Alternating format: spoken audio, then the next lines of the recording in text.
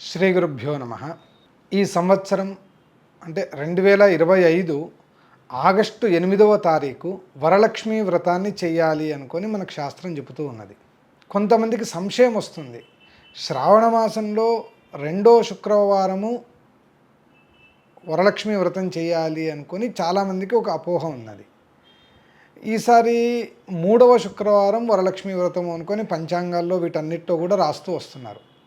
ఇప్పుడు రెండో శుక్రవారం చేయాలన్నా 3వ శుక్రవారం చేయాలన్నా అన్నప్పుడు యాక్చువల్లీ శాస్త్రంలో ఎక్కడ కూడా 2వ శుక్రవారం అనుకొని చెప్పలేదు. శ్రావణస్య సితే పక్షే పూర్ణిమోపాంత భార్గవే వరలక్ష్మీ వ్రతం కార్యం మోక్ష సంపత్ ఫలప్రదం. అంటే శ్రావణ మాసంలో వచ్చే శుక్లపక్షంలో పౌర్ణిమకు దగ్గరగా వచ్చేటువంటి శుక్రవారం ఏదుందో ఆ శుక్రవారం రోజు వరలక్ష్మీ వ్రతం చెయ్యాలి అనుకునేది శాస్త్రవచనం. అంటే శ్రావణ మాసం ఒకవేళ శనివారం రోజు ప్రారంభమైతే, లేదంటే ఆదివారం కానీ సోమవారం కానీ ఇటువంటి వారాల్లో ప్రారంభం అయ్యిందనుకోండి, పాడ్యమి శ్రావణ మాసం యొక్క మొదటి రోజు పాడ్యమి తిథి, అప్పుడు 2వ శుక్రవారం పౌర్ణిమకు దగ్గరగా వస్తుంది. కానీ ఈ సంవత్సరం ఏమైంది అంటే శ్రావణ మాసం ప్రారంభం కావడమే శుక్రవారం రోజు ప్రారంభమైంది. అంటే 25/7/2025 శుక్రవారం రోజు శ్రావణ మాసం ప్రారంభమైంది. దాని తర్వాత 1/8/2025 రెండో శుక్రవారం వచ్చింది.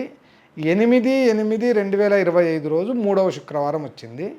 9/8/2025 పౌర్ణిమ అవుతుంది.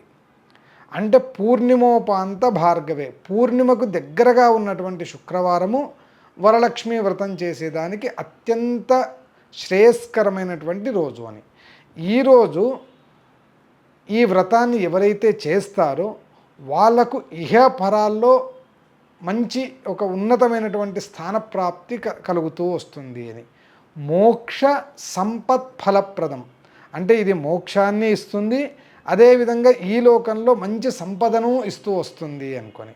అందువల్ల ప్రతి ఒక్కరూ కూడా ఆ రోజు ఒక కలశాన్ని పెట్టుకొని ఆ కలశంలో వరలక్ష్మీదేవిని ఆవాహన చేసుకొని, అంటే వ్రతం మీకు సంప్రదాయంగా ఉన్న వాళ్ళకు యమునా పూజ వీటికి సంబంధించినటువంటి విధానాలన్నీ ఉన్నాయి.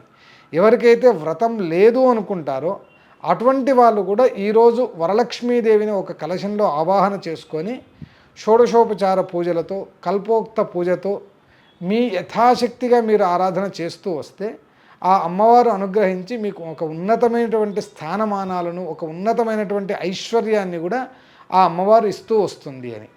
ఆమె పేరే వరలక్ష్మి, అంటే వరాన్ని ఇచ్చేటువంటి లక్ష్మీదేవి అనుకొని. అందువల్ల ప్రతి ఒక్కరూ కూడా ఆ రోజు వరలక్ష్మీ వ్రతాన్ని ఆచరించి ఆ అమ్మవారి కృపా కటాక్షాలకు పొందేదానికి ప్రయత్నం చేయాలి అనుకొని ప్రార్థన.